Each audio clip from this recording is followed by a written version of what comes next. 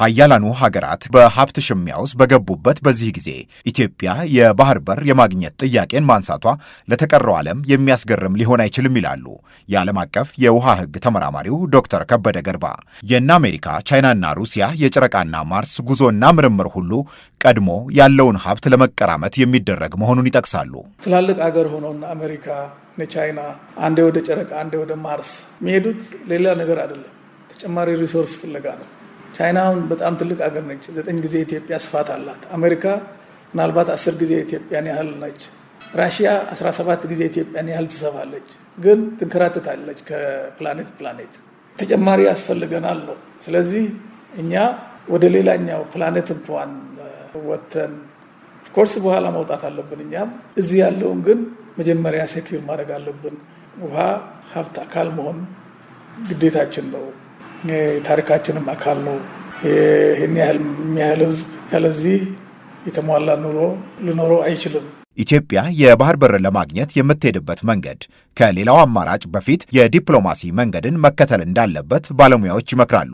ዶክተር ከበደም የኢትዮጵያ መንገድ መሆን ያለበት እንደዚህ ሆኖ ይላሉ። ሌሎች የባህር በር የሌላቸው ሀገሮች የጠየቁትን ማግኘት የቻሉት አንድም በዲፕሎማሲያዊ ድርድር ወይንም ወደ ፍርድ ቤት ጉዳዩን በመውሰድ ያ ካልሆነ ደግሞ በኃይል መሆኑን ያስረዳሉ። እዚህ ጋር ኢትዮጵያ የዲፕሎማሲው መንገድ ባይሰራላት ወደ ሙግት ከገባች መንገዱ ምን ያክል አዋጭና የሚያስኬዳት ሊሆን ይችላል የሚል ጥያቄ ይነሳል። ጡረተኛው ዲፕሎማት አምባሳደር ጥሩነህ ዜና በዚህ ረገድ ብዙ ስጋት እንዳላቸው ያነሳሉ። ኢትዮጵያ መንግስት በሰላማዊ መንገድ ሰጥቶ በመቀበል የሚለውን ኤርትራ ይቀበላል ወይ የሚለው ነው ነገር እርግጠኛ አይደለም። ዓለም አቀፍ ፍርድ ቤት እንሄዳለን ይደግፈናል የሚለው ነገር አለ። እንግዲህ ኢንተርናሽናል ህግና የዓለም አቀፍ መድረክ እንዴት ነው የሚሰራው? ህጉ ምን እንደሚል አይደለም ዋናው ነገር ሰዎቹ እንዴት እንደሚመለከቱና አንተን እንዴት ያኛውን እንዴት እንደሚመለከቱ ነው። የዓለም አቀፍ ህግ የሚባለው ምን ፍርድ ቤት ልትሄድ ትችላለህ፣ ፍርድ ላይ ይችላል ከዓመታት በኋላ። ግን ያ ፍርድ ቤት እኮ አስፈጻሚ አካል የለውም፣ ወህኒ ቤትም የለውም፣ ፖሊስም የለውም። ያንን አካል እና ምን እያልን ነው?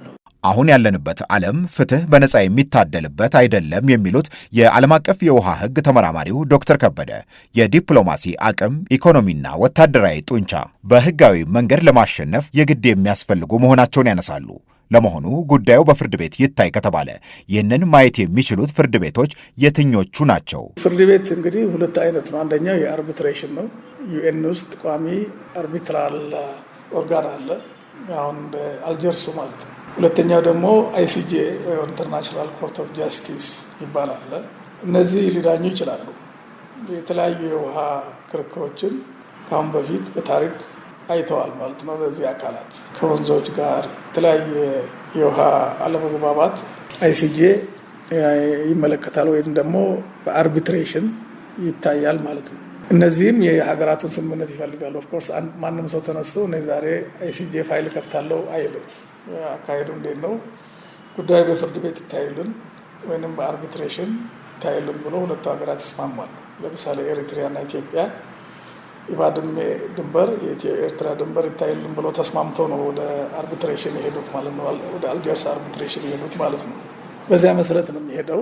ቅድም እንዳልኩት እንግዲህ መጀመሪያ ኤክሰርሳይዝ ማድረግ ያለብህ ጥሩ ነው ብዬ የማስበው ኢቭን ከአልጀርስ የምንማረው አልጀርስ ወደ ፍርድ ቤት ከመሄድ መጀመሪያ በዲፕሎማሲ መንገድ ቢታይ የዲፕሎማሲ ፍርድ አይተህ የህግ ፍርዱ ምን ሊሆን ይችላል የሚለውን መገመት ትችላለህ ማለት ነው። ብዙ ሀገሮች አለመግባባታቸውን ወደ ፍርድ ቤት ወስደው ችግራቸውን መፍታት መቻላቸውን አምባሳደር ጥሩነህ ያነሳሉ። ያ ግን መሆን የሚችለው መነጋገርና መግባባት በሚችሉ ሀገሮችና መሪዎች መካከል ነው ይላሉ። ኤርትራ አሁን ባለችበት ሁኔታ ይህንን ማድረግ የሚቻል አይመስለኝም ይላሉ። በፍርድ ቤት በምናምን ዳይ ሄደህ ልታስፈጽም የምችለው የሰለጠነ መንግስት፣ የሰለጠነ ኃላፊ በምቀኝነትና በቂም ሳይሆን በአገሮች ደህንነት፣ ፕሮስፐሪቲ፣ ሰላም ላይ ያነጣጠረ መሪ ባለበት ሁኔታ ነው። አውሮፓ ውስጥ ብዙ ቦታ ያደርጋል። ሰጥቶ መቀበል ሳይሆን በነፃም ይሰጣል። ምክንያቱም አብሮ ለመልማት አብሮ ለማደግ ያላቸው እንትን አለ። የኛ አብሮ መጥፋት ነው። ኤርትራ ጠፍታ ኢትዮጵያ ብትጠፋ ደስ ይለዋል ምናልባት ኢሳያስ።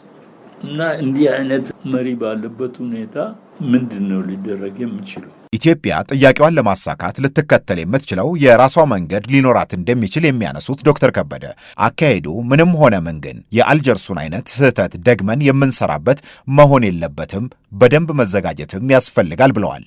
በፍርድ ቤት ከጀመርከው ሌላ ይግባኝ የለውም። አንዱ የአልጀርስ ችግር ያ ነው። መጀመሪያ በዲፕሎማቲክ መንገድ ቢታይ ኖሮ ኢትዮጵያ በዚያ ባትስማማ ቀጥሎ ወደ ፍርድ ቤት መሄድ ትችል ነበረ። ዲፕሎማሲው ደግሞ የፈረደበት መንገድ እኔ ማድረግ የነበረብኝ ግን ያላደረግኩት ምንድናቸው ብላም ለመመርመር እድል ይሰጣታል ማለት ነው።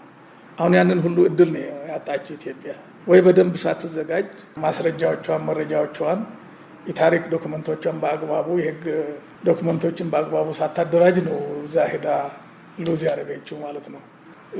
ለዲፕሎማሲ ለሊቲጌሽንም ስትቀርብ ናሬቲቮችህ ይወስናሉ።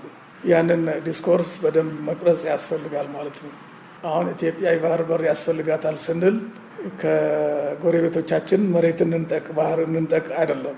በፊትም ነበሩን፣ እሱ መብት መልሱልን፣ በጋራ በፍትሃዊነት እንጠቀም ነው። ኢኮኖሚክ ኔሴሲቲ ነው። እናንተም ለቀጠናውም ሰላም አይበጅም። ስለዚህ በፍትሃዊነት በጋራ እንጠቀም፣ ስታተሳችንን መልሱልን ነው እንጂ መሬታችሁን እንነጥቃለን አይደለም። ብዙ ሀገር ብዙ ህዝብ ስለሆንን እናንተ ትናንሽ ሀገር ስለሆናችሁ የእናንተን ቴሪቶሪ እንነጥቃለን አይደለም። የኢትዮጵያ መንግስት የባህር በር የማግኘት መብትንና አስፈላጊነቱን በተመለከተ ለዓለም ማህበረሰብና መንግስታት ለማስረዳት እስካሁን የተጓዘበት መንገድ ውጤት እያመጣለት ስለመሆኑ በተደጋጋሚ ሲናገር ይሰማል።